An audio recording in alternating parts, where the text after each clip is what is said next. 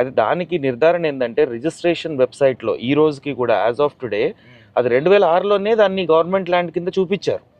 Assignment జరిగింది 1994లోని పట్టా certificate నేను publish చేయడం జరిగింది ఆయన మాట్లాడిన తర్వాత. పట్టా సర్టిఫికేట్లో క్లియర్గా ఉంది 1997లో. మనకి అసైన్ ల్యాండ్స్ ఏవైనా సరే GOMS నెంబర్ 1406 ఆఫ్ 1958 వచ్చిన తర్వాత ల్యాండ్లెస్ పూర్ కేటగిరీలో ఇవ్వబడిన ఎటువంటి ల్యాండ్ కూడా prevention of transfer act 1977 amend చేయకుండా పట్టాగా చేయడానికి వీలు లేదు. ఇది చట్టం.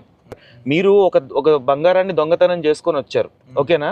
నేను దొంగతనం చేయలా, మీరు దొంగతనం చేసుకొని వచ్చారు, మీరు నాకు అమ్మారు, నేను కొన్నాను ఆ బంగారాన్ని. నేను దొంగ బంగారం కొనడం తప్ప కాదా? మరి అటువంటప్పుడు ఈయన కొన్నప్పుడు 2023లో దాన్ని పట్టా కింద మార్చేశారు ఆల్రెడీ. ఈయన ఏం చేశాడంటే ఒక ప్రాక్సీని పెట్టుకొని ప్రాక్సీ ద్వారా దాన్ని చేయించి ఈయన కొన్నాడు దాన్ని స్పష్టంగా అర్థమవుతుంది దాంట్లో. లేకపోతే ఏ గవర్నమెంట్ అఫీషియల్ మీకు రాటిఫై చేస్తాడు ఇటువంటి ఎర్రర్స్ని? ఒకవేళ నిజంగా పట్టా ల్యాండ్ అసైన్మెంట్ ల్యాండ్గా పడింది అనుకోండి, అటువంటి భూములు కోకొల్లలు కొన్ని లక్షల ఎకరాలు తెలంగాణలో ఉన్నాయి. రైతులు రెవెన్యూ ఆఫీసులు చుట్టూ తిరుగుతున్నారు.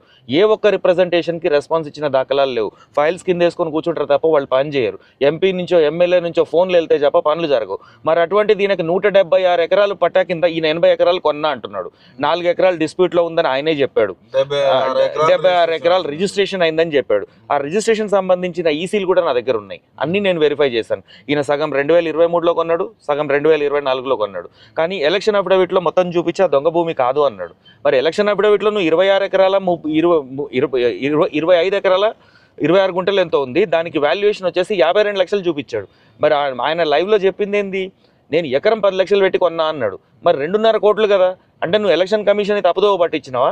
బ్లాక్ మనీ పే చేసినావా? ఒక ఎంపీ అయ్యి ఉండి, ఒక అడ్వకేట్ అయ్యి ఉండి. ఇప్పుడు నువ్వు కొన్నప్పుడు పట్టా భూమి అంటున్నావు, ఇప్పుడు ఆ దగ్గరకు వచ్చినప్పుడు బంగారమే, దొంగదని రాసి ఉండదు. నేను కొన్నాను, కానీ దొంగ బంగారం తేలితే పోలీసులు నన్ను అరెస్ట్ చేస్తారా చేయరా? ఇప్పుడు నిన్ను ఎందుకు చేయకూడదు ఆ లాజిక్ పైన?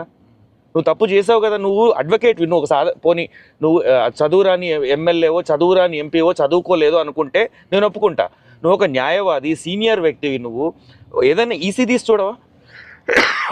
భూమి చరిత్ర ధర్నా చేసినట్టుగా కూడా చెప్తున్నారు, విన్నా నేను. ఇది కూడా ఈ మాటలు కూడా రైతులు చెప్పారు, మీ భూముల్ని పట్టాగా మారుస్తా అని చెప్పడం జరిగిందని రైతుల నుంచి నేను కూడా విన్నాను. అది ఎంతవరకు నిజం అనేది నాకు తెలియదు, కానీ విన్న మాట వాస్తవం. మీరు అన్నది కరెక్టే.